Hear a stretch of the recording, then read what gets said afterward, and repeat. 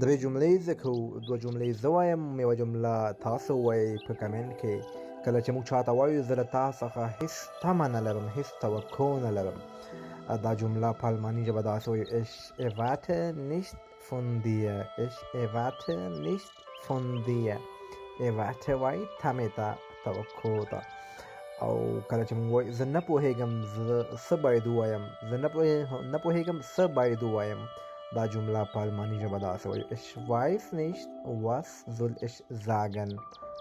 Ich weiß nicht, was soll ich sagen. دوستانو بله جمله ده ما سره: ته ډېر بېادبه یې، ته ډېر بېادبه یې. دا جمله په الماني ژبه څنګه وایي تاسو په کمنټ کې ولیکئ. ښایسته فرصت ده، له لاسه مه ورکوئ، ویډیو مکمل ګورئ، ځان پرې پوهوئ.